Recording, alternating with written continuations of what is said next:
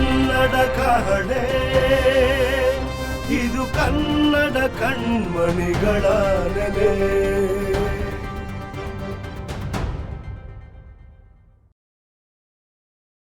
ಕನ್ನಡ ಇತಿಹಾಸದ ಮುಖ್ಯ ನೆಲೆಗಳು ಅಂತ ನಾವು ಗಮನಿಸುವಾಗ ನಾನು ಮುಖ್ಯವಾಗಿ ಎರಡು ವಿಚಾರಗಳನ್ನು ಹೇಳಲಿಕ್ಕೆ ಇಷ್ಟಪಡ್ತೀನಿ. ಒಂದು, ಕನ್ನಡ ಬೇರೆ ಸಾಹಿತ್ಯಗಳಲ್ಲಿ ಹೇಗೆ ಉಲ್ಲೇಖ ಆಗಿದೆ ಅನ್ನೋದು ಒಂದು, ಮತ್ತೆ ಕನ್ನಡ ಭಾಷೆ ಆಡು ಭಾಷೆಯಲ್ಲಿ ವಚನಗಳಲ್ಲಿ ಹೇಗೆ ಉಲ್ಲೇಖ ಆಯಿತು, ಹೇಗೆ ಬರೆಯಲ್ಪಡ್ತು ಅನ್ನೋದನ್ನ ಎರಡು ವಿಷಯಗಳನ್ನು ಮಾತಾಡ್ತೀನಿ. ಮೊದಲನೇದಾಗಿ ಬೇರೆ ಸಾಹಿತ್ಯಗಳಲ್ಲಿ ಕನ್ನಡ. ಗ್ರೀಕ್ನ ಚಾರಿಯಟ್ ಮೈಮ್ ಅನ್ನೋ ಒಂದು ನಾಟಕದಲ್ಲಿ ಚಾರಿಷನ್ ಎಂಬ ಒಂದು ಹುಡುಗಿಯನ್ನ ನಮ್ಮ ಕರಾವಳಿಯ ರಾಜನಿಗೆ ಮಾರಲಾಗಿತ್ತು.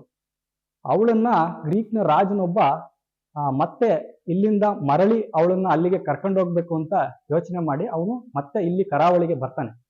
ಬಂದು ಇಲ್ಲಿನ ರಾಜನ ಜೊತೆಗೆ ಸ್ನೇಹ ಸಂಬಂಧವನ್ನು ಹೊಂದಿ ಮುಂದೆ ಅವನಿಗೆ ಹೆಂಡವನ್ನ ಕುಡಿಸಿ ಅವನು ಅಮಲಿನಲ್ಲಿದ್ದಾಗ ಅವಳನ್ನ ಇಲ್ಲಿಂದ ಅಲ್ಲಿಗೆ ಕರ್ಕೊಂಡು ಹೋಗ್ತಾನೆ. ಇದು ಆ ನಾಟಕದಲ್ಲಿ ಬರುತ್ತೆ.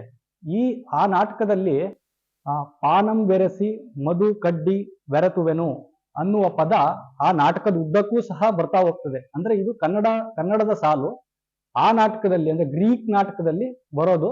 ಕನ್ನಡದ ಸಾಹಿತ್ಯದ ನೆಲೆ ಎಲ್ಲೆಲ್ಲಿ ಹಬ್ಬಿತ್ತು ಅನ್ನೋದನ್ನ ನಾವು ಕಾಣ್ಬೋದು. ಎರಡನೇದಾಗಿ ಹಳೆಗನ್ನಡ ಸಾಹಿತ್ಯವೇ ಹೆಚ್ಚು ಬರೀತಿದ್ದಂತಹ 12ನೇ ಶತಮಾನದ ಮೊನ್ನೆವರೆಗೂ ಸಹ ಕುವೆಂಪು ಅವರು ಸಹ ಹಳೆಗನ್ನಡದಲ್ಲೇ ತುಂಬಾ ಬರೆದಿದ್ದಾರೆ. ಹಾಗಾಗಿ ಇಲ್ಲಿವರೆಗೂ ಹಳೆಗನ್ನಡ ಇದ್ದಂತಹ ಸಮಯದಲ್ಲೇ ಸಹ ಸಾಮಾನ್ಯ ಭಾಷೆಯಲ್ಲಿ ಎಲ್ರಿಗೂ ಅರ್ಥವಾಗುವ ಹಾಗೆ, ಈಗ ಇವತ್ತಿಗೂ ಸಹ ಹಳ್ಳಿಯಲ್ಲಿ ಜನ ಮಾತಾಡುವಂತಹ ಭಾಷೆಯಲ್ಲಿಯೇ ವಚನಕಾರರು ವಚನಗಳನ್ನು ರಚಿಸಿ ಇವತ್ತಿಗೂ ಯಾರು ಸಹ ಅವಿದ್ಯಾವಂತರಿದ್ದಾರೆ, ಅವರು ಓದಿಲ್ಲದೆ ಇರೋರು, ಕನ್ನಡ ಮಾತಾಡಕ್ ಬರೋರು ವಚನಗಳನ್ನು ಹೇಳಿದ್ರೆ ಸರಾಗವಾಗಿ ಅರ್ಥ ಮಾಡ್ಕೊಳ್ತಾರೆ. ಹೀಗೆ ಸಾಹಿತ್ಯ ಸರಳವಾಗಿ ಎಲ್ರಿಗೂ ಮುಟ್ಟುವ ಹಾಗೆ ಏನ್ ಬದಲಾಯ್ತಲ್ಲ, ಇದು ಸಹ ಕನ್ನಡದ ಸಾಹಿತ್ಯದ ಮುಖ್ಯ ನೆಲೆಗಳಲ್ಲಿ ಒಂದು ಇತಿಹಾಸದಲ್ಲಿ ಅಂತ ನಾನು ಭಾವಿಸ್ತೀನಿ. ಧನ್ಯವಾದಗಳು.